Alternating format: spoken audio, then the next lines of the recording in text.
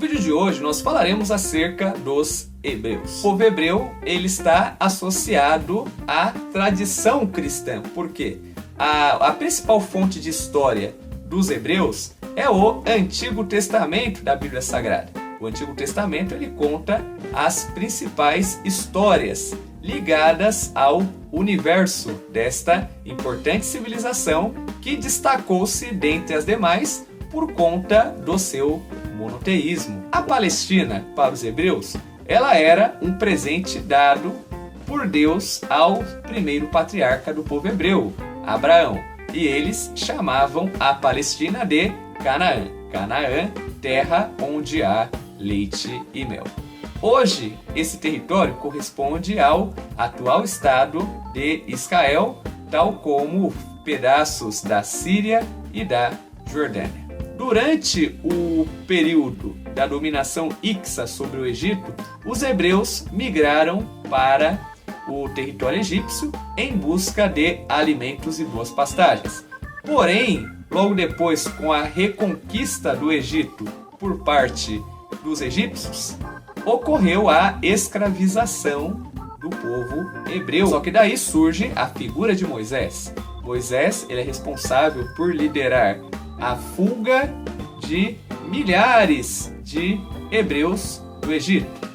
Esse acontecimento é um acontecimento marcante no qual nós temos ali retratado no livro de Êxodo. Êxodo que quer dizer saída. Os hebreus liderados por Moisés, eles saíram do Egito em direção à terra prometida, a Canaã, terra onde há leite e mel. No meio do caminho, eles tiveram que travar combates com os outros povos. Coube a luta e a conquista territorial da Palestina para Josué.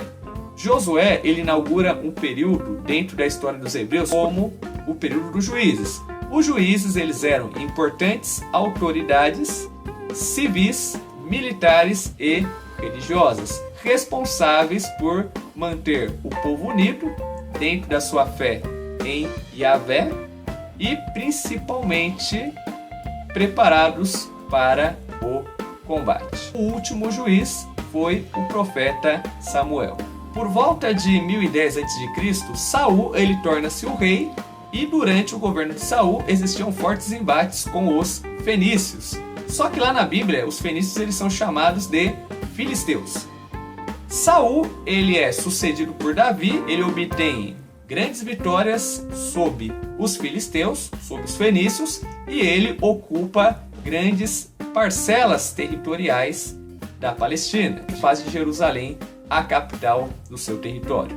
O seu sucessor é o seu filho Salomão, e durante esse período foi caracterizado pelo apogeu do reino de Israel. O rei Salomão ele empreende grandes obras públicas, dentre elas a construção do Templo de Jerusalém, um local dedicado à adoração a Yahvé. A cobrança de impostos fez com que os povos, com que as tribos ficassem descontentes. Com a morte de Salomão, ocorre a divisão do reino de Israel em dois reinos menores.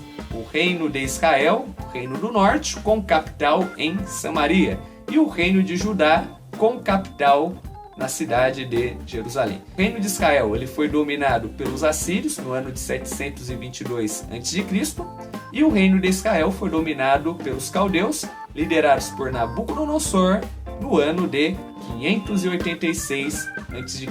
Só no ano de 539 que os hebreus eles foram libertados pelo rei persa Ciro o Grande. Logo depois do domínio persa, a Palestina ela foi dominada por diversos reinos e esses hebreus que retornaram para a Palestina, eles passaram a habitar a região correspondente ao reino de Judá. Por isso que eles foram chamados pelos demais povos de judeus. A partir desse momento, a Palestina é dominada por sucessivos povos. Depois dos persas, ela é dominada pelos macedônios. Depois dos macedônios, é dominada pelos sírios. Logo depois, é dominado, lá no século I a.C., pelos romanos.